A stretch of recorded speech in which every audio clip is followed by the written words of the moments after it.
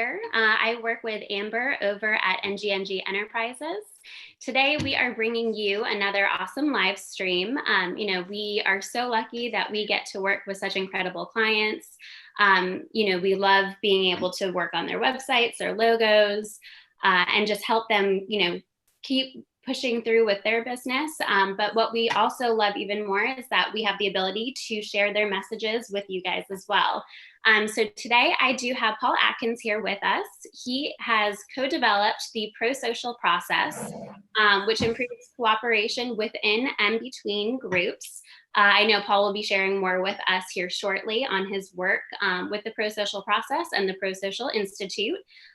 So first off, I just want to thank you, Paul, so much for joining me today. Very excited to have you here with us to connect as well as share your message with our community. So to kind of jump right into everything, Paul, would you like to start off by sharing, a little bit about your story and your message with our viewers? Thanks very much, Caitlyn, and thanks for having me.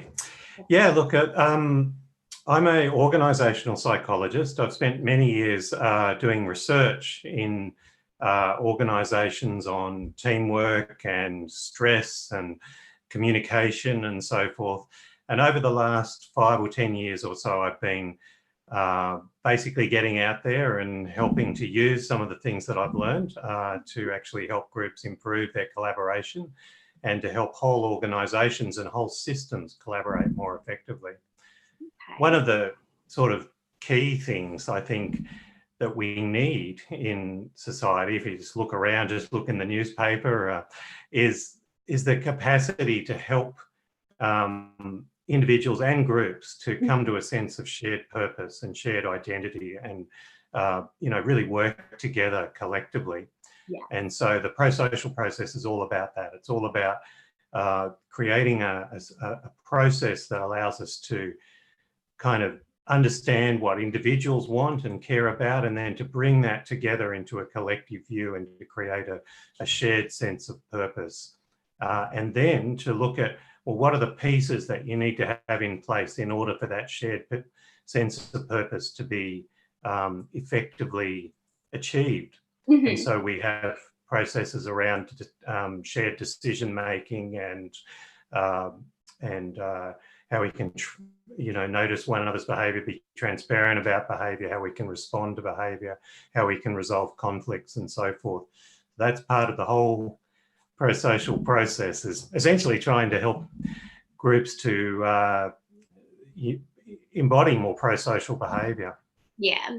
I mean, that's incredibly important. I know too, just within over experience working, everyone has a different personality when it comes to working too. So we do need that. We need that key ability to be able to really be able to communicate effectively with our coworkers and, with other organizations. So I completely, it's a very important stuff, and it's. Yeah. One of the things that I find in a lot of groups is they're okay with talking about what they care about. Maybe they don't do it enough. They don't talk all that often about what their shared purpose is, but you prompt them and they're pretty readily able to get into that. The hard bit is their concerns, their fears, their worries, which are also part of caring, right? And so part of the prosocial process is to provide spaces for people to be able to talk about not just the good stuff, but also the self-protective stuff, the concerns that they have and so forth. And that's really essential both for individuals and for groups. I've done a lot of executive coaching work, and invariably, and even just with myself, you notice as soon as you really care about something, you start to get all the difficult stuff as well, of sort of fear you might not achieve that, or you might not be capable, or maybe regrets about past actions that have, led up to this moment or something like that. So there's a lot of internal stuff that people often don't feel safe to talk about in a group. Yeah. You might know that there's been quite a lot of research done recently on psychological safety in groups and how key that is, the capacity to be able to be vulnerable, to be able to talk openly and be honest. That is absolutely key to building high quality relationships, but also to productivity. And so our process includes this piece about building psychological safety, about being able to share all the one's individual concerns as well as what one really cares about.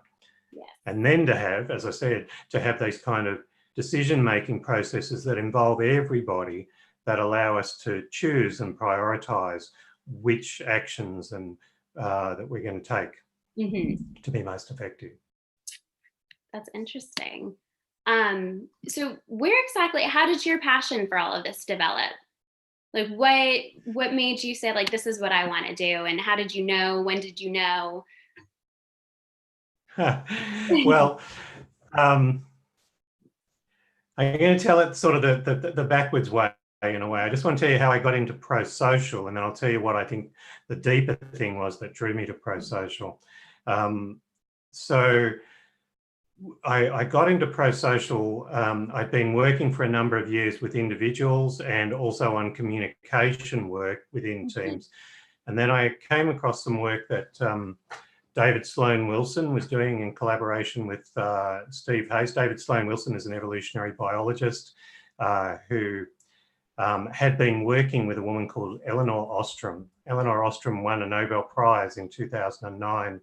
She's a political scientist, and she won a Nobel Prize for a whole body of work, but one piece of it was developing 8 core design principles that are associated with successful groups that have managed to successfully manage common pool resources like fisheries or water supplies or whatever, all around the world. And so her work was profound, because it was really undermining this dominant view that we get from modern economics, that we're all self-interested utility maximizers, that we're all basically selfish. That's the kind of basic model of what economics holds, that we're all in it for ourselves to get as much as we can individually. And she basically showed that, you know, if you build the right conditions, then groups can successfully manage shared resources for thousands of years. You know, they don't necessarily all get selfish and individualistic and try and exploit the resource at the cost of others. They can cooperate and share. And so David worked with Lynn Ostrom, built up this idea of 8 core design principles, and he, with his understanding of evolutionary theory, generalized those core design principles to all groups. I got involved somewhere in that process, and I heard about this model, and I'd been teaching leadership at a university at master's level, and I was using these 8 core design principles as my leadership model. I should say probably what those 8 core design principles are. They're shared identity and purpose, equitable distribution of costs and benefits, fair and inclusive decision making, transparency so that we can see what one another are doing, feedback, graduated feedback for helpful behaviour and unhelpful behaviour, fast and fair conflict resolution, authority to self-govern, like for the group to actually be able to manage itself adequately, and then good relations between groups, implementing all of those first 7 principles. So these all sound like they're fairly straightforward things that we want to implement in groups and everybody knows about them. But the reality is that most groups don't actually implement all of them well. And you really need to implement all of them well in order for people to trust that their self-interests are going to be taken care of, and also that if they work for the good of the whole, they won't be taken advantage of. So these are kind of basic ideas that you need to have in place in order to work well. Anyway, back to my story. So I got involved as a psychologist, and I was helping them develop the kind of front end of this process, if you like, really thinking about how do we get people to talk about the principles in a way that's safe and honest and real, so that you know, you don't just implement a new set of KPIs or something like that, key performance indicators, because we want people to implement these things in a way that is flexible and engaging and brings people along. And so you know, that's probably part of my main contribution. I then was first author on the Prosocial Book, which has come out just recently in October, and that's available widely, all good bookstores. We'll definitely drop a link in the comment section, Sure. just so everyone can check it out. And yeah, cool. And so that took much longer than it should have, about 3 years to write. But it was a really good opportunity to take a really deep dive into why these core design principles work and how we can have the conversations that create a flexible implementation of these core design principles. And as I was writing that book, to get back to your question about my passion for this, I realized that my entire career had been about basically improving human relationships in one way or another. And you know, particularly trying to resolve conflict. I've done a lot of mediation work. I've done a lot of work on communication skills and reflective listening and perspective taking and so forth. So it felt as though my whole career had kind of led up to this, but I was getting a little bit frustrated with working with individuals and not making difference at scale.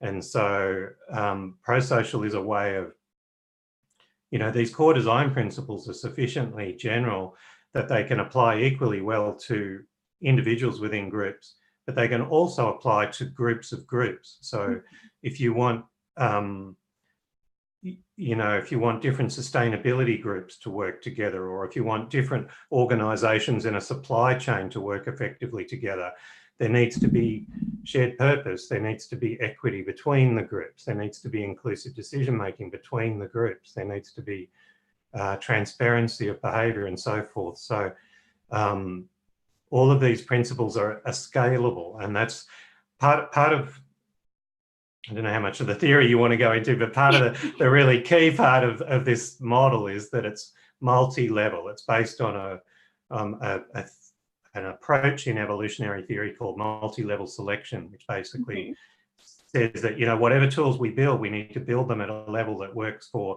within the individual, between individuals, between groups, and between whole systems of groups. So that's what we're trying to do, is build this scalable system to enhance collaboration.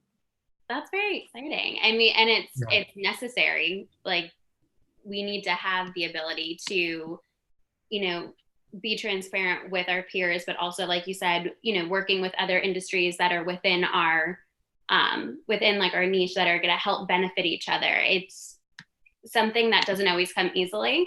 So it's very cool to see how you are taking steps to implement the process and to make it an actual possibility for people, whether at the individual level or in a larger group organizational level.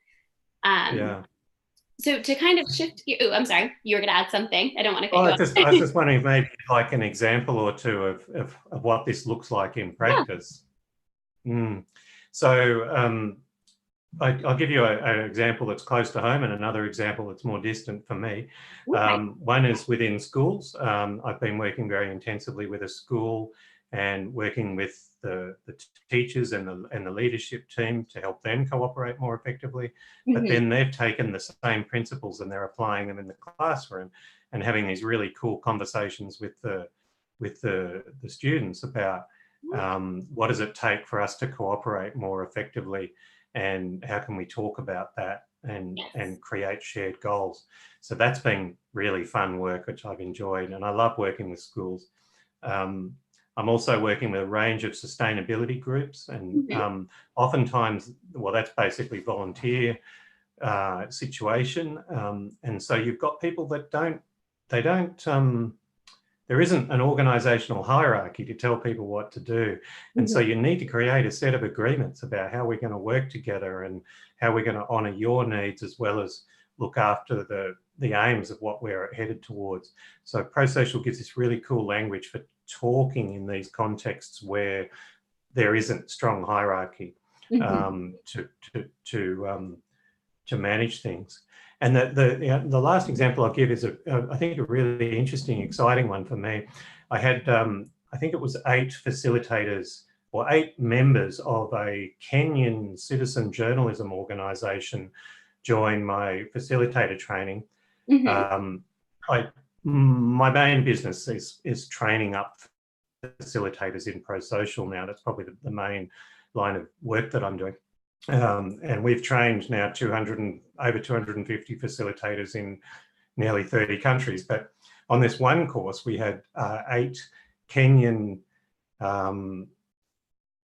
managers and staff and journalists from a citizen journalism organisation with this really cool thing called Hivi Sasa, which is where residents in townships and so forth report, create journalism articles from their local area, and there's an electronic platform for publishing that to the world.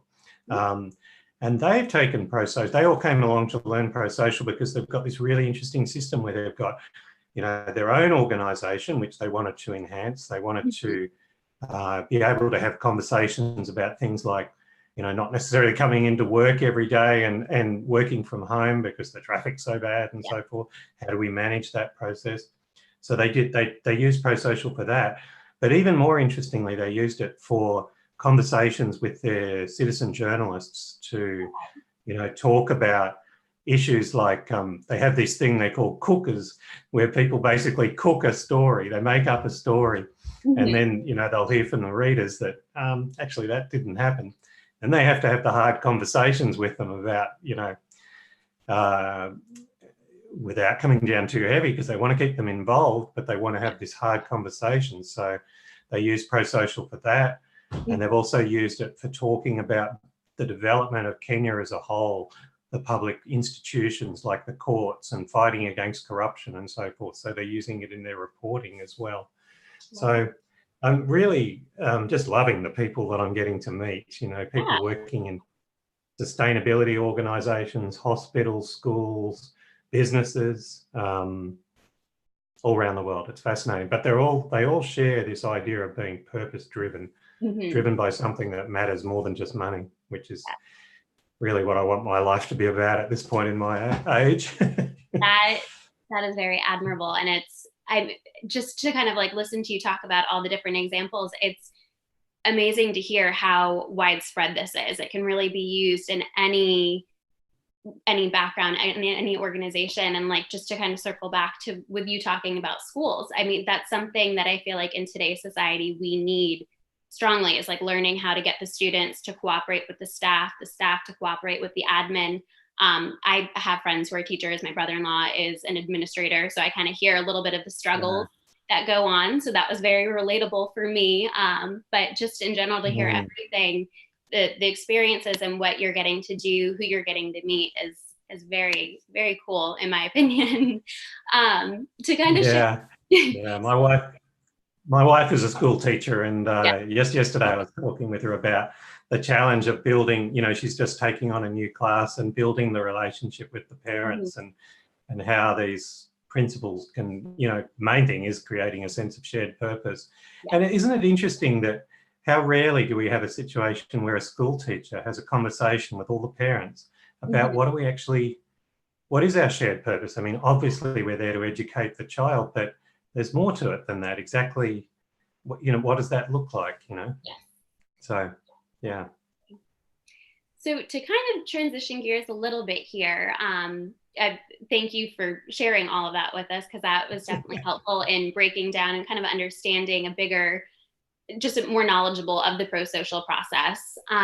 So what are you currently working on right now? What do you see kind of happening in your future, things that you're working on, projects you're excited for? Well, I'm really excited about using the leverage to scale process actually to write blogs and produce videos and so forth to flesh out the material that's on my new website. So that's something that's very much uppermost in my mind. Yeah. I'm also in the middle of I'm also in the middle of, sorry. No, I'm sorry. We appreciate that. I love hearing that. I know. Oh, well, it is actually really exciting, and I'm feeling just a little weird that I haven't managed to get to that yet, but that's what my Christmas New Year is going to look like. The other thing I'm doing is I'm building up a whole lot of online. I'm transitioning my online training from being basically very much based around group coaching to having a lot more online materials and being able to manage larger groups at scale and so forth. And so that's an exciting part of my business development. Yeah. And I'm just doing a whole lot of projects with, I'm helping organisations implement self-managing teams in the healthcare sector. This is something that is very, there's a lot of pressure on finances in health in particular. And one way in which organisations can become more efficient is to remove some layers of management, but to empower frontline staff to give really good quality service. So I've been doing quite a bit of that sort of work with organisations, and also working with schools is a real priority for me, because I believe very deeply in what they're doing in education, and oftentimes there isn't that much conversation about how do we cooperate well in this context, as you were saying. I do have plans to write another book, but I'm just kind of recovering from the last one, so I haven't yet finalised the topic for that, but we'll see. Exciting stuff. And we look forward to seeing what you have coming out, and we'll continue to stay connected with you and be able to share you with our community as well, because you are doing groundbreaking things and really helping to bridge that gap. So we are very excited to see what is to come. So now, just to kind of talk about your website, we did just launch your website here not too long ago. And I just wanted to, we want to thank you over at NGNG Enterprises for, turning to us and trusting us with your vision. And, I would love to hear a little bit about your experience, how, what your impression was of us, I guess. Yeah, well, look, I've got nothing but great things to say about NGNG. I don't think I've ever actually, I think quite honestly, I've never encountered a firm that has spent so much energy and time making sure that I was happy and making sure that I was being looked after, and, like, the customer service was just incredible. I really enjoyed working with Amber and Kayla, who did all the design of the Todd, who worked in the background. There's just a great team. I can see that it looks to me from a distance like you must have a happy team there and a pretty cool work environment. And so, look, it's been nothing but pleasurable working with NGNG. Well, thank you very much for sharing that. That is not something we take lightly. We love to hear all of the positivity from our clients, and we do really value your feedback. So thank you very much for sharing that with us. So just to kind of dig, I guess, a little bit more, we do have a lot of people here in the community who are looking to potentially work, with Amber and with NGNG. Just to kind of, would you be willing to give like a deeper dive as to kind of like how everything started and the process of digging that information out and getting your vision to actually manifest in that website? Was there anything that stuck out in that process at all? I think probably one thing that comes to mind, so the way I got it, the way I even heard about NGNG from Australia was I was doing a program with Miracy on business development, and they have a partnership with NGNG, and so that was the way that I heard of them, and I thought, wow, yeah, I could really do with a new website. And I think probably the key thing that stands out for me is the way that Amber remained involved right throughout the whole process. So I always felt as though there was, I wasn't just being passed off to somebody. I was not, the people that did a lot of the background work were fantastic, so I wouldn't have minded being passed off. But I had this sense of, Amber was always there ready to kind of as an overview and keep it on a strategic pathway, which was good. I was challenged a number of times in my views of like, initially I kind of said, I don't like that. I'm particularly uncomfortable in this situation where I've got my face burbling away on a screen. And so I didn't particularly like that element of the website, but then I kind of was convinced that it was helpful in this, at the moment, this is what's kind of in websites and so forth. So that seemed to make sense, and I'm very happy with how it's all panned out. So yeah, I think it was a relationship where NGNG people were quite happy to say, nah, really, I'm not sure that that's the right way to go, but they were also very willing to listen. So I think that's a perfect relationship from my point of view. Good. And just to add, I know you said that you weren't comfortable with having your face up on the website and talking. I loved that. That was something I went and checked out the website, and I was like, that really stuck out to me. It just, you could tell like through that video, that wheel, that you were excited and passionate about what you did. So I personally, that was something that very much stuck out to me when I visited. So yeah, just to add that. A few people have commented that they love the website, and I'm like, that's great. Do we really need my face though? Well, I thought it was very nice. Well, Paul, I appreciate you hanging out with me today. If there is anything you would like to add before we kind of wrap up here, please feel free to share. If not, I know we had a great talk as well, so totally up to you. Yeah. Look, I'm very interested to know if anybody would like to learn more about Prosocial, if they want to maybe investigate the training, the facilitator training and what that involves. On my website, I have a link where you can make a 15-minute appointment with me, and we can just touch base and I can give you the background information. Otherwise, there's the book to take a look at, or we actually have a whole community of practice as well. I can give you information about that. You can join a free community that is talking about all these issues. So yeah, thank you, Caitlyn. It's been fun talking, and I'm very, very pleased to be working with NGNG. Well, we were so pleased and happy that you chose us. Just to kind of add from what Paul was talking about, I will be dropping those links down in the comment section for his book as well as his website. So feel free to browse around, check around. If there is anything that you guys need from us to get in contact with Paul, please do not hesitate to reach out to us. We would be happy to get you in connection. But again, thank you so much, Paul, for hanging out with us. If you are someone who is like Paul and you are, just not sure as far as what you're looking to do, if you're wanting to possibly check out working with NGNG Enterprises, you can visit us at ngngeenterprises.com. You can go ahead and download our pricing sheet, which will have all of our options, what the price breakdown is, everything. We do believe in full transparency. That way it is something that, you are comfortable going into the conversation with Amber and our team. If you are looking for marketing efforts, as Paul also mentioned earlier, there is our Leverage to Scale program.